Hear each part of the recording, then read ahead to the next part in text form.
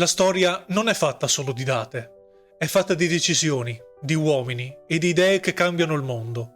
Benvenuti su Polis. Qui raccontiamo la storia del mondo, dalle prime civiltà dell'antichità fino al mondo contemporaneo, cercando di capire non solo che cosa è successo, ma soprattutto perché è successo. Perché la storia non è soltanto passato, è ciò che ha costruito il mondo in cui viviamo oggi.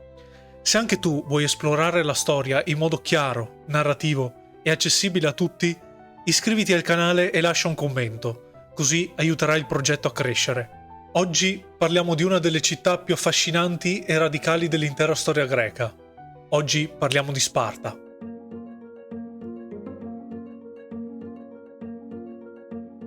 Per capire la Sparta arcaica dobbiamo abbandonare il mito e tornare all'VIII e al VII secolo a.C. Dobbiamo entrare nella valle dell'Eurota, in Laconia, una pianura fertile circondata da montagne imponenti, il Taigeto a ovest e il Parnone a est. Non è una città di mare, non è una potenza commerciale, non è un centro culturale come lo sarà Atene. Sparta è chiusa, geograficamente e mentalmente. E questo isolamento la segna in modo irreversibile. All'inizio Sparta non è diversa dalle altre polis greche. È una comunità dorica, con aristocratici guerrieri, competizione interna e tensioni sociali. Ma poi accade qualcosa che cambia tutto: la conquista della Messenia. Tra l'VIII e il VII secolo a.C., Sparta intraprende una lunga guerra contro la regione messenica, al di là del Taigeto. La Messenia è fertile, ricca, ambita. Dopo anni di scontri, Sparta vince, ma non si limita a imporre tributi. Non crea nemmeno alleati. Sottomette l'intera popolazione. Infatti i Messeni diventano Iloti. E qui nasce la vera Sparta. Gli Iloti non sono schiavi come quelli che conosceremo nel mondo romano. Non appartengono a singoli padroni, bensì appartengono allo Stato. Coltivano la terra spartana e devono consegnare una quota fissa del raccolto ai cittadini guerrieri, gli Spartiati. Sono legati alla terra, non possono andarsene e soprattutto sono moltissimi. Probabilmente superano di gran lunga i cittadini spartani. Ed è qui che emerge il paradosso. Una minoranza armata governa una maggioranza sottomessa. Sparta non è una società costruita sull'espansione commerciale, è una società costruita sull'equilibrio della paura.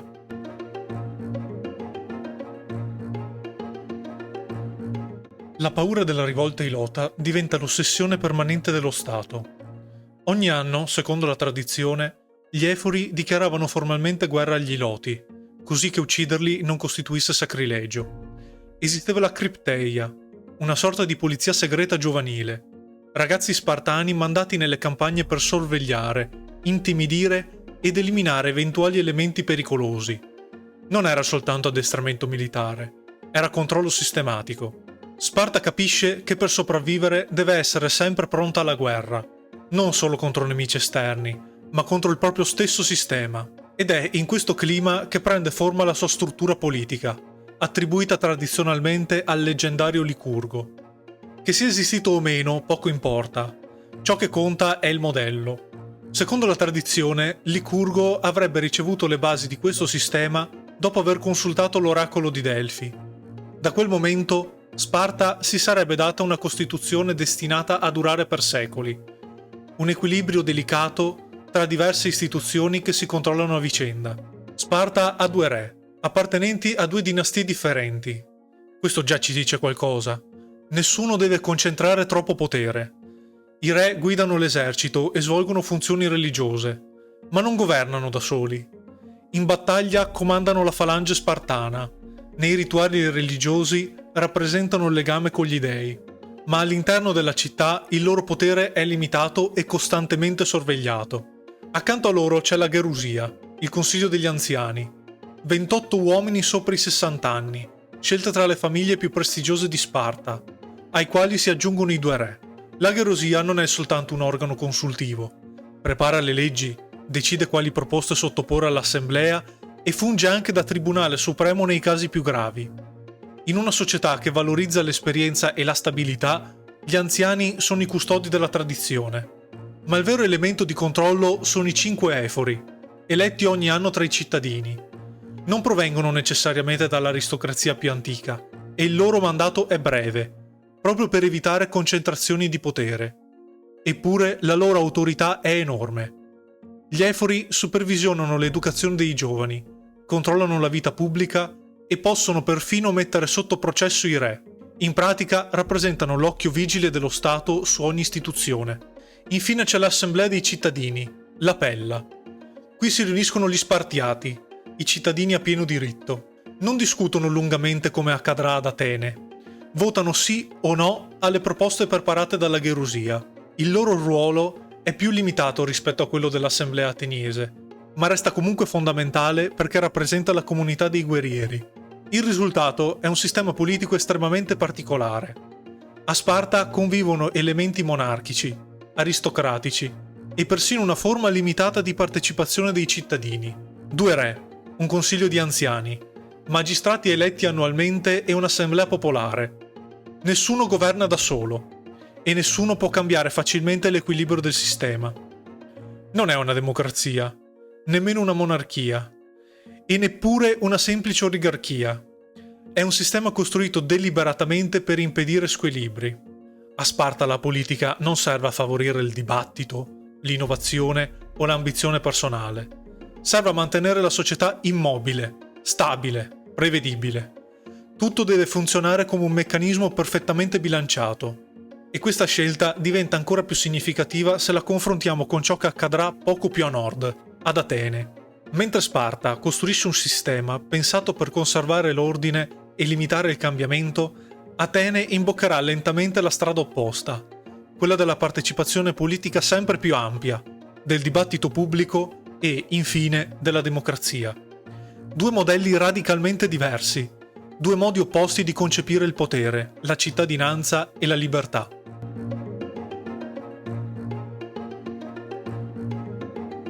Ma la stabilità non nasce spontaneamente, va costruita, e per costruirla bisogna modellare gli uomini fin dall'infanzia. Qui entra in scena l'Agogè.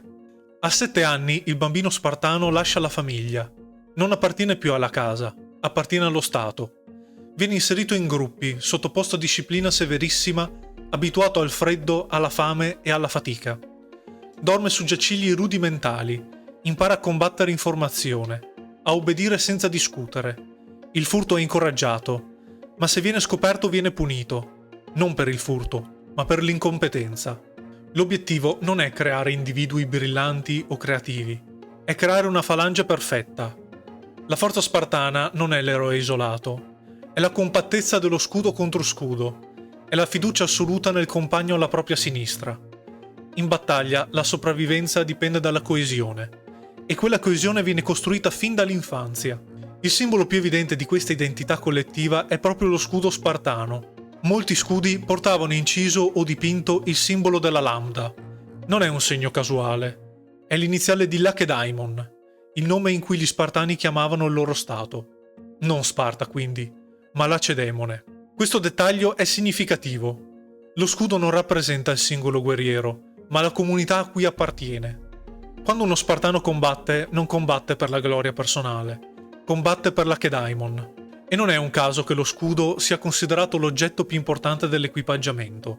Un elmo si può perdere, una lancia si può rompere, ma lo scudo protegge anche il compagno accanto. Nella falange oplita, ogni scudo copre il lato sinistro del proprio corpo e il lato destro del soldato vicino. Se un uomo fugge o abbandona lo scudo, rompe l'intera linea. Per questo perdere lo scudo è il disonore più grande. La falange spartana è una macchina collettiva. File compatte di opliti, scudo contro scudo. Lancia in avanti. Avanzata lenta ma inarrestabile. Non conta il coraggio individuale di un singolo guerriero. Conta la disciplina di tutti. Ed è proprio questo che l'Agogè insegna fin dall'infanzia.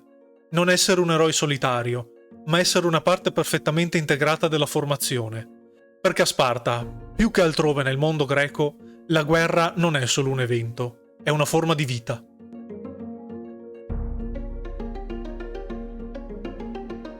Ma c'è un altro aspetto che rende Sparta unica nel mondo greco-arcaico: il ruolo delle donne.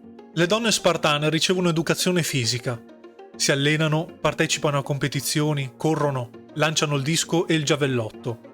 In un mondo greco in cui la maggior parte delle donne cresce chiusa nello spazio domestico, lontana dalla vita pubblica, questa è una differenza enorme.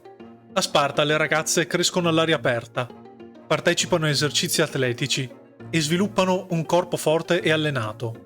Non è solo una questione culturale o educativa, è una scelta profondamente politica. Gli spartani credono che solo donne forti possano generare figli forti. In altre poleis, come Atene, l'ideale femminile è la discrezione. La donna ideale è quella che non si vede, che non parla in pubblico, che vive quasi sempre all'interno della casa. A Sparta, invece, la donna è visibile, presente e persino rispettata per la sua forza. Le donne spartane possono anche possedere e amministrare proprietà. Questo è un aspetto sorprendente per il mondo greco.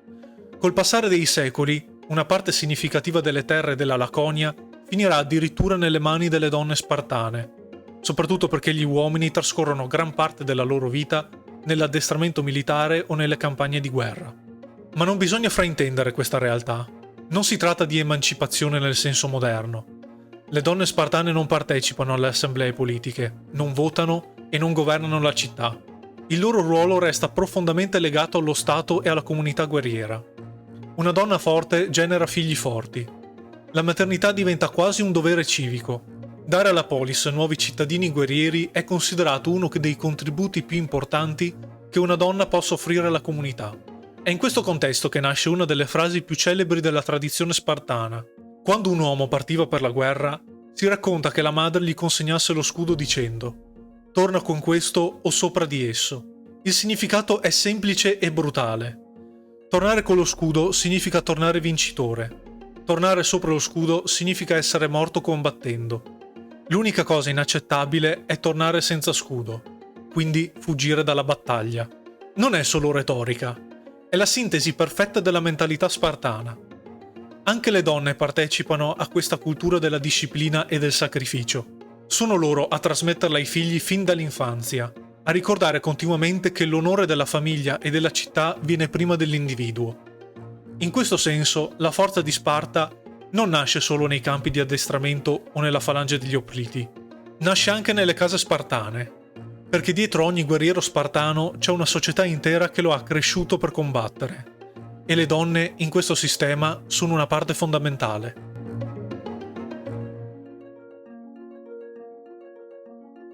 Nel corso del VI secolo a.C., Sparta diventa la potenza dominante del Peloponneso, guida la Lega Peloponnesiaca, interviene negli equilibri politici delle altre poleis e contribuisce alla caduta di tiranni. Eppure non costruisce un impero marittimo, non sviluppa grandi opere artistiche come Atene, non fonda colonie in modo massiccio. Sparta sceglie di non cambiare. E proprio qui si nasconde il seme della sua futura fragilità. Il numero dei cittadini a pieno diritto, gli spartiati, inizia lentamente a diminuire nel corso dei decenni. Le proprietà si concentrano nelle mani di pochi. Perdere il proprio appezzamento significa perdere i diritti politici. La rigidità del sistema, che aveva garantito forza e stabilità, inizia a erodere la base stessa della cittadinanza. Sparta rimane potente, temuta e ammirata, ma è una potenza chiusa, diffidente verso l'innovazione e incapace di adattarsi rapidamente. Eppure, nell'età arcaica, il suo modello appare straordinariamente efficiente. Una comunità piccola, che riesce a dominare un territorio vasto grazie a una disciplina collettiva senza pari. Sparta non è soltanto una città, è un'idea radicale. L'idea che la sicurezza valga più della libertà individuale, che la stabilità valga più della ricchezza, che l'uguaglianza interna dei cittadini guerrieri valga più dell'apertura al mondo esterno. È un esperimento politico estremo, e quando, nel V secolo a.C., Atene proporrà un modello opposto, marittimo, democratico, culturale e aperto, lo scontro non sarà solo militare. Sarà uno scontro tra due visioni dell'uomo e della società. Ma questa è un'altra storia. Nell'età arcaica, Sparta ha già definito se stessa. Ha scelto la disciplina al posto del lusso, il silenzio al posto dell'eloquenza, la coesione al posto dell'individualismo. E da quella scelta non tornerà più indietro. Ma prima dello scontro tra Atene e Sparta, prima delle grandi guerre, dobbiamo capire come nasce l'altro modello, perché anche Atene, nell'età arcaica, sta costruendo qualcosa di radicalmente diverso.